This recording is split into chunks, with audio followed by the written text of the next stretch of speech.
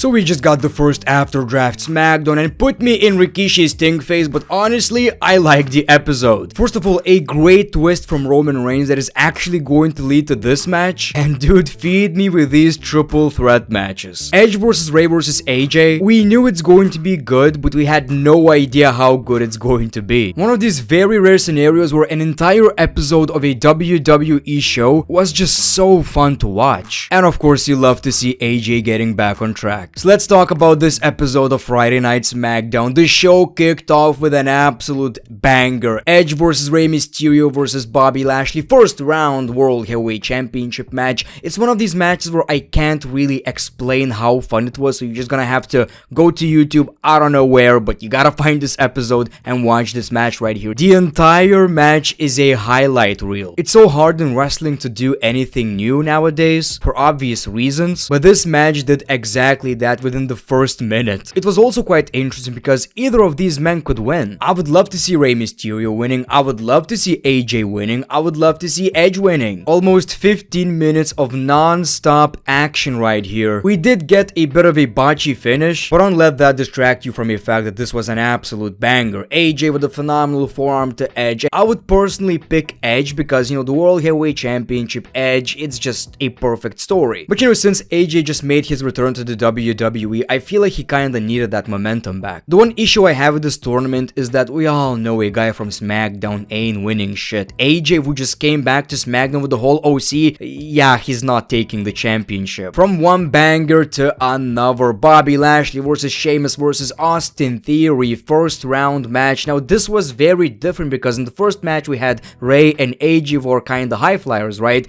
Well, none of these are high flyers, but maybe that's good because it was a completely different match, yet also very fun to watch. Obviously, it's almost impossible to follow the previous match, but in my honest opinion, it's kinda dumb to even expect that. As you can imagine, Bobby versus Sheamus was the real match right here. Austin Theory was playing the puss of the match. Also, Bobby Lashley was bleeding during this match, which happens a lot lately, so I'm not sure what is happening right here, but that always unintentionally adds to the match. We got a bro kick from Sheamus. Bobby throws Sheamus out of the ring and takes the W. We're going to see Bobby Lashley versus AJ Styles in the main event. Pretty expected if you ask me. Adam Pearce is talking to some bitch, and we see Grayson Waller. And Grayson Waller wants to host his show next week on SmackDown. The guest is either going to be AJ Styles or Bobby Lashley. I'm actually very interested in that. We're going to see what kind of character Grayson Waller has in the WWE. We see Baron Corbin with a jobber entrance, and he faced the debuting Cameron Grimes. Now this caught me off guard, man. This was shocking. So first of all, Baron Corbin is talking a lot of shit, right? The match starts, one move, and Cameron Grimes takes the W. What a way to make a debut. Obviously, I feel sorry for Corbin. He deserves a lot more, man. He's just such a stud. It took me a while, but I really appreciate Baron Corbin. I think he'll bounce back. It's kind of a part of his gimmick though, but Cameron Grimes beating a multiple champion, I dig that. That is a very memorable debut. It was time for the Bloodline, and what a segment that was. He says regardless of reaction, there is only one royal family. The only family that main evented both nights of WrestleMania, and that will never happen again. I really like this segment because Roman Reigns took a break, so it was fun seeing him again, and they actually did a couple of important things right here. It seems like Solo Sikoa is now the right-hand man. Roman says that someone had to step up in his absence. Solo Sikoa was the one to do so, and while there was concern whether he would sink or swim, he managed to swim like a shark. He says Sikoa eliminates problems. Solo Sikoa doesn't seem to think so. He still believes that Kevin Owens and Sami Zayn are a problem, but Reigns disagrees. The Usos have become the problem. Roman is disappointed with the Usos. Man, this was such a great promo from Roman. The way he looked at the Usos, that was powerful right here. Like, I look at this and I'm like, maybe I get why he won. This dude is on a whole different level. He talked about their loss at WrestleMania, the fact that they couldn't win the championships back, and they dedicate the match to me.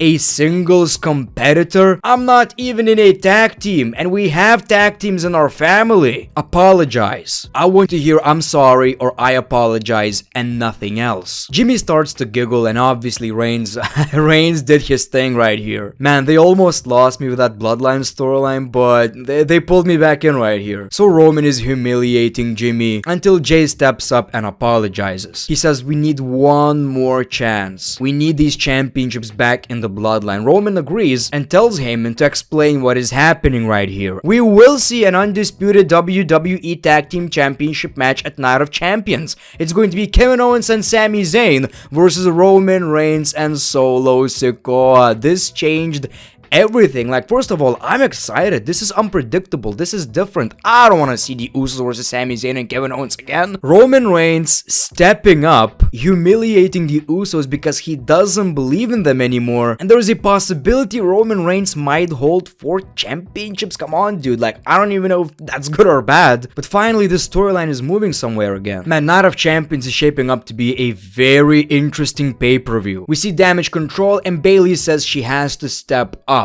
She's gonna be in a tag team with Dakota Kai tonight. She's gonna be just like Roman Reigns. So we saw the women's tag team match, which was actually pretty good as well. We saw some very fun spots right here, and for the first time in quite a while, I felt like something is actually happening with the women's tag team championships. Not much, ladies and gentlemen, but something. Now, Damage Control lost the match, and Bayley was the one who got pinned. So yes, Damage Control is about to end, which is gonna be pretty interesting. I feel like Io Sky versus Bayley is coming very, very soon. I like the fact that WWE trusts in LWO. It's a fairly new tag team. Not necessarily, like, I get it. They just changed the name and got a couple of new members. But you know, they were not doing anything really, and now they're about to be in a rivalry against the Usos. I like that. I'm gonna be honest, I didn't like this pretty deadly segment. I don't feel like that was the best first impression. The highlight for me was just Sheamus looking at this and being like, what the hell is happening, fella? So this was kinda odd. A championship celebration. Like, why? She's holding that championship for quite a while now. Why now? I know it's in her hometown, but what is she exactly supposed to say right here? So we all knew something is about to happen. Before she said anything, we see Asuka, and finally, people, finally, it became personal. That was our #1 complaint about this rivalry. It just didn't feel like they have a problem with each other. Bianca Belair sold the shit out of that green mist. This is interesting, and now it feels like Asuka has a chance. And finally, another banger. The main event of SmackDown World Heavyweight Championship Tournament match.